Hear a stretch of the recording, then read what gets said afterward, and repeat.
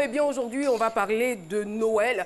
Qu'on le croit ou non, la fête de Noël demeure une tradition depuis des générations. Alors, chacun a eu sa façon quand même de vivre Noël, hein, voilà. Chacun pourra nous rendre aujourd'hui témoignage, mais nous avons décidé de retenir un seul témoignage. Enfant, j'ai vécu Noël dans la crainte et l'espérance. Dans quelques instants, nous aurons le privilège de recevoir notre invité témoin, mais avant, voici son portrait. Mariée et mère de 3 enfants, Até Marie-Agnès, épouse Henri, est professeure de droit de communication au CBCG de Trècheville. Elle est titulaire d'une maîtrise en droit public à l'université Félix Houphouët-Boigny depuis 2004. Au-delà d'être une femme au service de sa communauté chrétienne, notre invitée a la passion de la danse en elle, depuis sa tendre enfance. Elle aime aussi la lecture et l'animation. Fille unique d'une famille de 7 enfants, Marie-Agnès a grandi à Beaunois avec son père et ses frères loin de sa mère. Quelles sont les raisons qui l'ont poussée à vivre sans sa mère? Comment a-t-elle vécu l'absence de cette dernière à la maison pendant les fêtes de Noël? Vous saurez tout de l'histoire de ces dames avec Caroline. Joyeux Noël!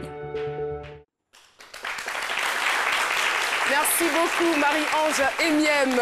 Eh bien, nous avons affaire à une autre Marie, mais elle, c'est Até Marie-Agnès, épouse Henri. C'est notre invitée témoin et je vous demande de lui réserver un accueil chaleureux.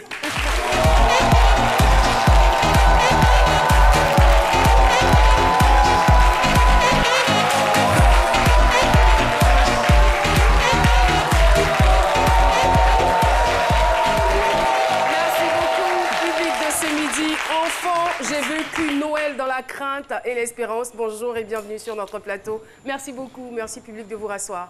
Bienvenue. Merci Caroline. Merci. Ça va, vous êtes contente d'être là? Ça va, je suis contente d'être là. Et Noël, comment ça se prépare? Dans la ferveur, dans la joie. D'accord. L'animation des arbres de Noël par-ci, les courses pour les enfants par-là. Voilà, c'est chargé. C'est chargé, hein, c'est chargé. Oui. Et c'est à l'image de tous ces embouteillages, ce trafic que nous avons de plus en plus sur les routes. Oui. Mais bon, on y arrivera. Alors, Marie, dites-nous un peu, c'est à Beaunois que vous êtes née, vous y avez fait votre enfance, tout ça. Et ce qu'on a entendu du portrait, c'est que vous étiez la seule fille au milieu de 7 garçons. Oui. Et c'est bien cela. C'est cela. Racontez-nous un peu comment les choses se sont passées. C'est le direct, hein, donc voilà, quelques aménagements à faire au niveau de la chaise de notre invité. Voilà, sa photo qui s'affiche à l'écran. Asseyez-vous, s'il vous plaît. Là, je vous demande de nous raconter un tant soit peu l'environnement, l'ambiance, surtout dans laquelle vous avez vécu. Merci Caroline. Déjà, je voudrais vous féliciter. Merci. De façon officielle, à la meilleure animatrice TV 2018. Merci. On s'applaudit. C'est gentil, merci infiniment. Voilà, on vous admire beaucoup. Merci. Et c'est de bonne guerre. Merci. On vous doit cette fière chandelle, c'est normal. Oh là alors, là, je reviens à la question que vous m'avez posée. Je suis née à Abidjan, je suis née à Marcory. Et mon enfance, je l'ai vécue à Beaunois. Tout à fait. Parce que papa travaillait à Beaunois, dans une société de la place.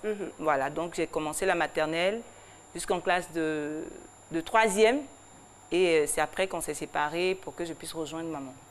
Mais petit, j'étais au milieu des garçons. Des garçons. Les garçons, il y avait les frères, mais il y avait également les cousins, voilà. Et quelques rares cousines. Voilà, quand on cherchait dans le lot, en général, on regardait, c'était la seule fille, la petite fille noire au milieu des autres frères noirs. Ça se voit. Mais comment on se sent, je veux dire, quand on est par exemple fille unique au milieu de 7 garçons et de cousins, tout ça, est-ce qu'on se sent un peu privilégié par rapport aux autres? Privilégié, oui, effectivement, parce qu'il y a des tâches qu'on ne vous confère pas. Oui, ça c'est clair. On était petits, les garçons, il y en avait de grands. Alors, en général, c'est à eux qu'on attribuait les différentes tâches de la maison et tout ça. Mais je veux dire, je n'ai pas passé l'enfance vraiment gâtée de la seule fille, de la fille unique de la maison. Je passais Bien que votre père... Oui, parce que mon père était là. Cadre. Oui, était cadre. Je faisais le ménage. J'étais à la cuisine avec la cuisinière, etc., etc. Voilà. Donc, j'ai fait mes armes de femme, petite, malgré le fait que J'étais seule femme au milieu de tous ces hommes. Il fallait quand même vous donner une éducation. Hein? Évidemment. Mais depuis, je vous entends parler de votre père, mais pas encore de maman. Oui, pas encore de maman parce que maman était mariée légalement avec papa. Et maman, à un moment donné, on ne la voyait plus. On ne la voyait plus. Je veux dire, quand j'ai commencé à comprendre certaines choses, je me suis rendu compte que ses apparitions étaient un peu sporadiques. Elle venait à la maison quelques rares fois et après, on ne la voyait pas.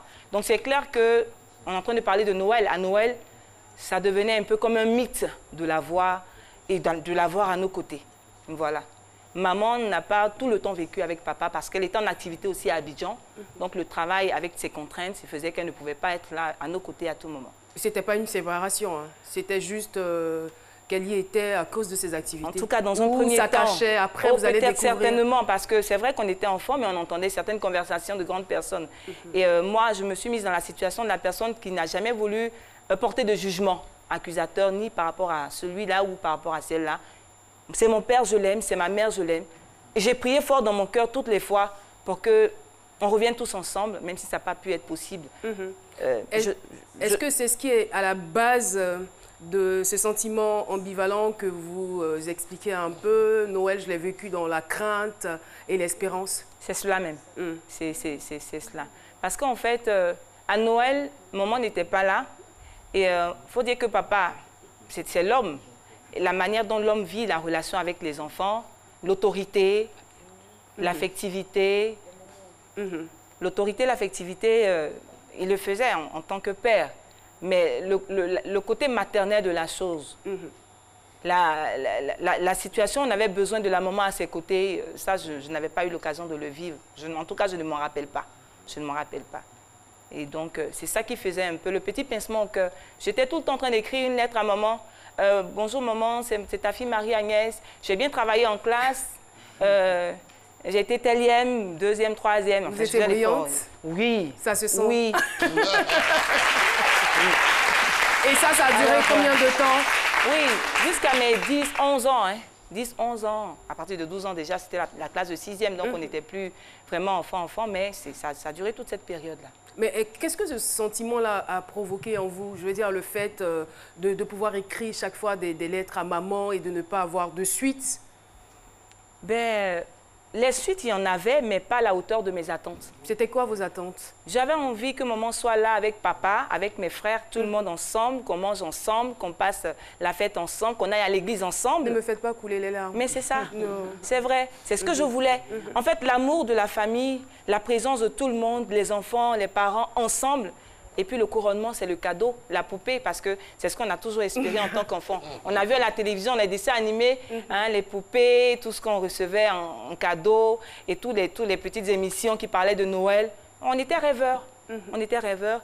Et moi, j'étais dans une situation un peu, comme on dit, ambivalente, de crainte, d'espérance. En même temps, de forte espérance que maman va venir. Je regardais le portail chaque fois. Oh là là. Je ne l'apercevais pas le 24 nuit, je ne l'apercevais pas le 25 matin, elle n'était pas là. Oui, Jess. Okay. Mais vos frères, ils étaient dans le même état d'esprit que vous? Est-ce que vous expliquiez à vos frères le manque que vous viviez ou tout le monde était en manque finalement? Oui, mes grands frères également aussi parce que c'est eux qui recevaient avant on disait les missives, qui recevaient mes missives pour maman, hein, pour lui traduire toute l'absence que je ressentais, ma ferme espérance qu'elle soit de retour avant Noël ou au moment de Noël pour qu'on puisse passer la Noël ensemble en famille. Voilà, donc tout le monde avait cette espérance-là aussi, partagée avec moi. Mais je veux dire, la femme, elle a un côté très sensible. Les garçons, c'est pas évident. Lui, tout de suite, il peut rapidement s'adapter à une situation. On se dit ça comme ça. Mais la femme et moi, je suis un peu sensible dans l'âme. J'ai toujours été en train d'attendre. Mais si vous avez raison, vous êtes parmi 7 garçons, donc sécurité garantie. Vous jouez un peu les bébés gâtés, on va dire. Mais je veux dire, papa vous offrait tout de même des cadeaux. Oui, papa offrait des cadeaux. Il offrait des cadeaux, des poupées. Mais à l'époque, il faut dire, en vérité, on regarde aussi les voisins et les voisines ou à l'école. On avait des poupées avec une certaine hauteur, à la taille de l'enfant. C'est ce que nous aussi on voulait. Mais papa faisait l'effort. Vous dites, si maman est là, c'est sûr qu'elle va faire un choix pareil. Parce que je peux lui parler, je peux lui expliquer un peu ce que je veux avec tout ce qu'il y a comme ornement autour du cadeau que j'espère. Voilà. Mais papa faisait l'effort. Papa, c'était le sens des responsabilités familiales. Il faut faire à manger pour tout le monde. Il faut acheter des vêtements, des tenues vestimentaires, des chaussures, etc. Et quand on a fini, c'est l'essentiel. Après, la cerise sur le gâteau, on t'envoie une petite poupée. Bon, tu la prends et tu dis merci à Dieu.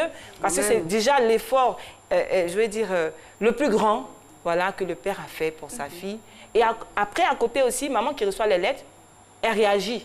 Elle réagit, mais on ne vit pas Noël ensemble. Elle réagit, elle apporte sa poupée. Et c'est surtout ça qui vous a Voilà, on ne manqué, vit pas Noël ensemble la présence en famille. de maman. Voilà, c'est cela même. Et aujourd'hui, vous avez la chance d'être une mère, vous avez 3 enfants, vous avez un merveilleux époux qui a tenu à être là aujourd'hui dans ce studio avec nous. Laissez-moi donc arracher quelques mots à Monsieur Ndri. Monsieur Ndri, bonjour.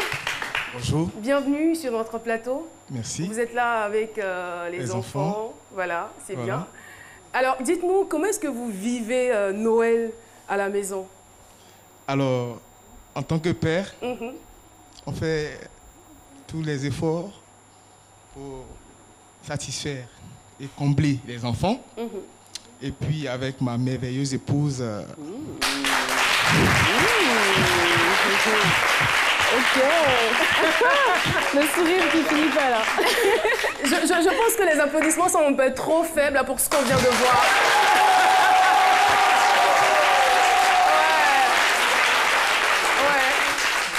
Ouais. L'amour, c'est plus grand que tous les cadeaux du monde. Voilà. Ouais. C'est la mère nourricière, c'est celle-là même qui s'occupe, qui observe, qui regarde, qui est disponible.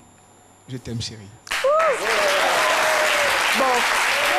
Bon, c'est vrai que j'ai dit que l'amour, c'est le plus grand cadeau, mais attendez quand même la fête de Saint-Valentin. Alors, dites-nous, comment est-ce que ça se passe, le choix des cadeaux? Est-ce que papa s'implique ou il donne juste une enveloppe à maman, ou je ne sais pas si c'est ensemble que vous mettez l'argent, puisque vous êtes tous les deux fonctionnaires? Comment ça se passe? C'est de concert, d'un commun accord. D'accord. Souvent, quand papa a le temps, avec elle, on fait les courses. Ok. Mais de manière individuelle, chacun ou chacune exprime son besoin. Son besoin. Qu'on décèle aussi. Et puis voilà. Vous savez pourquoi je vous crois? J'ai tenu à vous poser cette question parce que je lui ai posé la question pendant qu'on préparait l'émission et ça a été la même réponse pour dire que vous dites vrai. Et le choix, est-ce que vous imposez les cadeaux aux enfants ou bien vous tenez à ce qu'ils vous expriment ce qu'ils souhaitent avoir? On n'impose pas de cadeaux aux enfants. D'accord. Comment ça se fait déjà, généralement? on les exhorte et on met la pression de travail. Parce qu'elles vont à l'école, les plus grandes vont à l'école. Pour leur faire comprendre que quand on a besoin de cadeaux, il faut aussi faire plaisir aux parents. Voilà. Donc, c'est déjà ça la base. De les emmener à travailler, de leur faire comprendre que si tu travailles bien en classe, alors tu auras les cadeaux. Et après, maintenant, on se retourne vers les enfants, on leur pose la question, qu'est-ce que tu veux? Mais même avant ça, quand on regarde la télévision, ils vous appellent ou ils vous font signe pour vous dire, maman, je veux ce cadeau-là, je veux tel cadeau, je veux celui-là, je veux celle-là. Et on dit, ok, d'accord, c'est bon. Il faut bien regarder et puis après, on va revenir là-dessus. Donc, il y a toujours une condition? Oui, il y a toujours une condition. Si vous travaillez bien si vous travaillez bien en classe, alors vous avez des cadeaux. À la maternelle, c'est la maternelle, mais quand on commence avec la classe de CP1, il faut commencer à cultiver l'esprit, je veux dire, de travail, d'effort à fournir pour avoir quelque chose. Et quand on l'a, on le déguste. Je veux dire, on l'apprécie à sa juste valeur parce qu'on sait qu'on a fait des efforts également pour pouvoir l'avoir. Parce qu'il faut voir aussi avec l'âge. Hein. Oui, les enfants demandent souvent des cadeaux qui ne sont pas de leur âge. Donc, oui. Je suis sûre que vous arrivez à faire la part des choses. On fait la part des choses. On fait les remédiations avec papa, avec lui. Et même avec eux, on leur explique aussi les choses parce que c'est des enfants. Alors, je disais, il faut être stratège avec eux. Quand on est stratège, qu'on sait les emmener à ce à quoi on souhaiterait, alors ils entrent également dans le moule. Voilà, ils font l'affaire. Nous échangions avec Madame Ndri et comme vous le savez, sa famille est dans ce studio, une famille harmonieuse, une famille qui fait vraiment rêver, n'est-ce pas? Mais merci pour les compliments. Je vous en prie, c'est pas un compliment, c'est juste un constat. C'est vrai? Alors, il y a le doyen qui voudra intervenir. Oui, je voudrais juste demander, vous étiez seule fille avec 6 garçons. Et je voudrais savoir si les cadeaux que les garçons recevaient à Noël ne vous intéressaient pas. Non, Parce que c'était des cadeaux de garçons.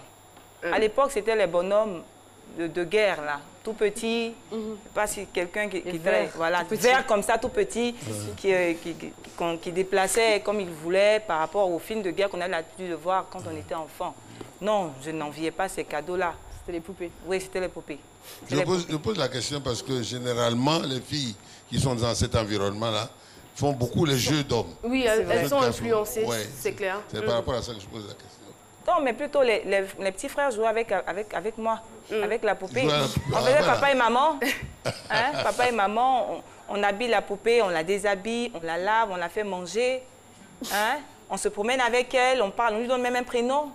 Voilà, c'est comme un autre être vivant à côté de nous. Oui, donc, les autres, c'est eux qui étaient envieux plutôt, oui. Parce qu'ils auraient souhaité déjà la position d'être seule fille, mais ils auraient souhaité être comme moi, être à ma place. Donc voilà, c'est ça. Oui, l'herbe a toujours l'air plus verte ailleurs, apparemment. Alors moi, ce que je veux savoir, c'est ces Noëls dans l'attente ont duré combien de temps et quel impact ils ont eu sur votre vie? Parce que tout ce qu'on vit lorsqu'on est enfant a des répercussions sur notre vie d'adulte. Donc ça peut paraître banal comme ça, mais en général, les petites douleurs, les frustrations ont toujours un impact lorsqu'on devient adulte. Alors, qu'est-ce qui s'est passé à votre niveau? Oh, je ne veux pas parler de frustration. Non, pas de frustration. De grande espérance, oui, toujours. Toujours à espérer, oui, mais pas de frustration. Parce que j'ai la main sur le cœur. Voilà. Mais ça a certainement eu un impact sur la façon dont vous gérez les enfants. Puisque vous êtes passé par certaines émotions, vous vous dites, il faut que je fasse attention pour ne pas qu'ils vivent les mêmes choses. Évidemment. Oui, il faut apprendre de la vie. Il faut en tirer les leçons qu'il faut pour savoir que la famille, c'est un cadeau du ciel. Il faut savoir la protéger, il faut savoir y mettre tout ce qui est important pour que cette famille-là tienne, qu'elle soit solide et qu'elle puisse porter des fruits qui soient appréciés de tout le monde. Du coup, vous êtes une maman poule ou une maman entre les deux? Vous êtes plus une maman poule ou une maman entre les deux? Entre les deux, entre les deux. Je pense, hein, entre les deux. Le père est là. Entre les deux? Ou maman entre poule? Les deux. Entre les deux. Hein. Oui. Quand c'est chaud, c'est chaud. Oui. Docteur Philo, vous voulez intervenir? Oui, rapidement, en parlant c'était pour revenir à votre question, quand vous avez dit l'impact de ce qu'elle a vécu sur les enfants aujourd'hui. Vous avez parlé de l'aspect positif. Oui. Maintenant, volet négatif. Est-ce que vous ne vous dites pas que la situation, quand vous référez à la situation dans laquelle vous avez vécu, vous ne dites pas que il faut que mes enfants, c'est-à-dire mes enfants ne vont pas vivre ça. Comment vous faites pour combler? Est-ce que ça ne fait pas ça ne vous arrive pas quand même à tellement vouloir combler? Excusez-moi, c'est tellement difficile, tellement vous voulez combler ce vide-là, vous n'arrivez pas à gâter les enfants, comme on le dit, entre griffes. Comme moi, je n'ai pas reçu ça à mes enfants, là, moi, je vais leur donner tout, jusqu'à ce que les enfants puissent être gâtés aujourd'hui. Non, non, pas du tout, parce que l'éducation que j'ai reçue des parents, que ce soit de papa ou de maman, c'était d'avoir la mesure des choses et de garder toujours le sens du travail et des efforts à faire pour pouvoir donc, réussir dans sa vie et puis obtenir ce qu'on veut. Je ne garde pas mes enfants. Non. Vous êtes dur envers eux? Je ne suis pas dure non plus. Tout à l'heure, on a dit c'est moitié-moitié. Voilà. Quand il faut être dur, parce que c'est un enfant, c'est le comportement, il faut lui apprendre comment il doit être dans la vie, dans la société. Pour son bien, je le suis. Je suis enseignante, hein. Voilà, professeure de droit. Donc, voilà. Alors, Madame Louise, c'est avec un grand plaisir que nous avons reçu sur ce plateau. S'il y a plus d'autres questions, nous allons vous demander de vous adresser à tous ces parents qui nous regardent. Il y a des parents qui ne savent pas, je veux dire, parce qu'ils n'ont pas forcément l'information, comment offrir des cadeaux aux enfants. Et quand on n'a pas de moyens financiers, comment expliquer cela aux enfants? D'abord, ce que je souhaiterais dire, et je pense que c'est le plus important, c'est l'amour que les parents ont à manifester à leurs enfants. C'est la chose la plus essentielle qu'ils retiennent de leur relation avec leurs parents. Dans un premier temps, j'appelle vraiment les parents à faire les efforts et à faire tous les sacrifices possibles pour se maintenir ensemble, en famille. Il ne faut pas rabourer l'enfant, dire « Oh, toi, quitte là, je n'ai pas l'argent, quitte devant moi. » Non. Non, pas du tout. Pas du tout. En famille, ensemble, c'est ensemble qu'on est fort. C'est ensemble qu'on avance. Et c'est ensemble qu'on produit le meilleur de nous-mêmes. Et c'est pour cela que le premier appel que je voudrais lancer, c'est ça. Que vraiment tous les parents, quand on fait un enfant, il n'a pas demandé à venir au monde. Il souhaiterait pouvoir être choyé, avoir l'amour de ses parents Et même quand on n'a pas la possibilité de le faire, qu'on est séparé, il faut qu'on arrive à faire sentir à l'enfant cet amour-là dont il a besoin pour qu'il puisse s'épanouir et grandir vraiment dans le meilleur esprit, dans les meilleures dispositions possibles. Moi, je voudrais dire, c'est vrai, tout à l'heure, quelqu'un a parlé de frustration, peut-être, mais je veux dire, l'environnement religieux dans lequel j'ai vécu m'a vraiment fortement aidée. Parce que j'étais attachée à la chose de Dieu, j'étais dans des groupes d'animation à l'église. Et donc, la présence de Dieu dans ma vie m'a donné la force de me mettre au-dessus de toutes ces choses. Et si je pense... Merci beaucoup. Merci en tout cas pour ce joli témoignage. Eh bien, je vous rappelle que vous pouvez toujours participer à cette émission en appelant au 22 01 00 00.